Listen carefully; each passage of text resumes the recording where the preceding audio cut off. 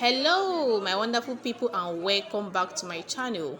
Watch as Governor Yahaya Bello appeals for calm as NSAS protest commences in Abuja and Lagos, urging Nigerian youths to form a political party and prepare for 2023, just like the American youths and the Black Lives Matter protesters did. Alright my wonderful people, do well to watch this video to the end, but don't forget to subscribe to this channel. Thank you.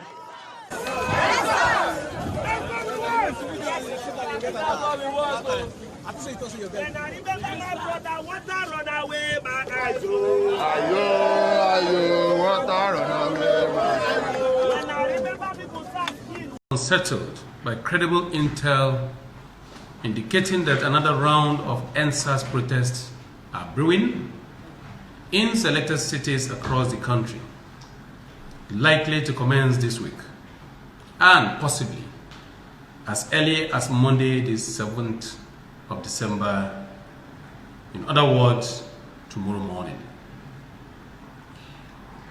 Every Nigerian should be worried by the specter of another nationwide protest for any reason at all this time. Not only is it true that the whole nation is still sacrificed and much traumatized by the violent aftermath of the last round of protests, but ground zero has changed drastically and rules of engagement this time around will no longer be the same. The last round of protests benefited from a police force subdued by embarrassment at the misdeeds of few of their colleagues and simultaneously held in check by official directives, even from self-defense. Any further protest is likely to run into a police force still enraged by the vicious attacks visited upon her last time.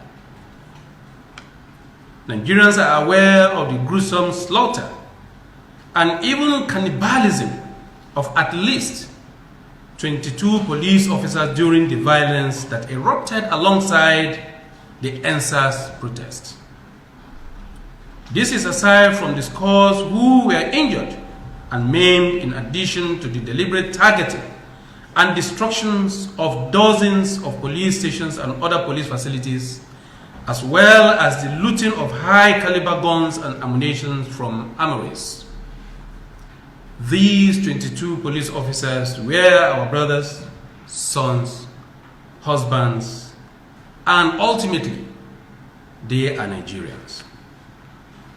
While it is true that law enforcement should do her job professionally, irrespective of circumstances, it is even truer that official uniformed men and women who were universally hunted and killed across the country by the hoodlums can be unpredictable, even paranoid. In the face of these, and as the first sitting governor who publicly upheld the right of our youths to protest against police brutality, I cannot, in all good circumstances, agree that the time is right for another round of NSAS protests. Moreover, it seems to me that this is the time to consolidate on the gains of the last protest by participating fully in the various panels and bodies set up by the federal government or state governments to look into police brutality, identify perpetrators, and compensate victims. From what I have seen and from what I can see so far, progress is being made at the various panels. Not only are we seeing embodied and emboldened citizens coming forward with their stories of officers involved in human rights abuses, but such erring officers are being identified. No doubt, established offenders will be punished, just like the scores of the defunct SARS officers who have since been dismissed from the force and who may be further sanctioned. Youths have seats on these panels and have acquainted themselves with commendable humility and maturity. I therefore call on them to persevere in the process despite any perceived shortcomings. It is only unwise hunters who does not make time to roast or otherwise prepare what he took in hunting for consumption or commerce. I deemed another round of EndSARS protests to be premature and counterproductive at this time. Apart from the higher likelihood of conflict with the police earlier canvassed, we must also admit that the security situation in the country is very precarious at the moment. All patriots must therefore make conscious efforts not to degrade a perilous security situation further. Nationwide protests at this time will only overburden the load-bearing capabilities of our security architecture, increasingly the likelihood of total collapse. No matter the narrative, I doubt that out-of-control anarchy is an objective of the EndSARS protest. It is also true that we live in an economy that is bleeding badly right now. Traditional responses to COVID-19 has hurt not just Nigeria, but all other countries of the world. Many have fallen into recession.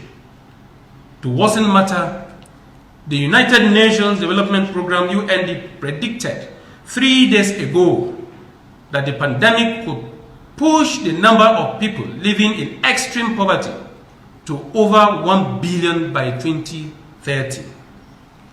Thank God they are owning up to my earlier predictions, warning and caution.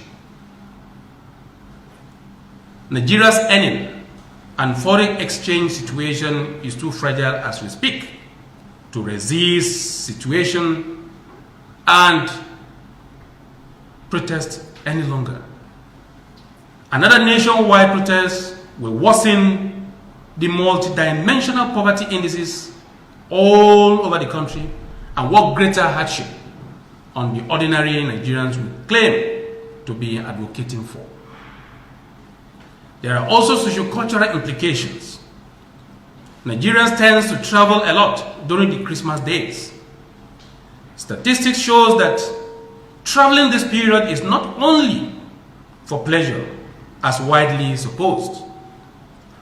For many of our people, this is the only time in the year when they can attend to pressing life responsibilities like marriages, hospital appointments, funerals of loved ones, and even community improvement events.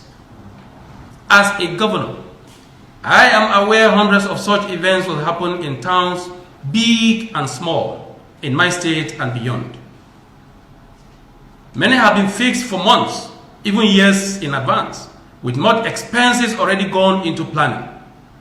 All of these will be in disrupt by nationwide protests at this time. And I passionately appeal to the great Nigerian youth not to be the harbinger of such much pain and loss to their companions.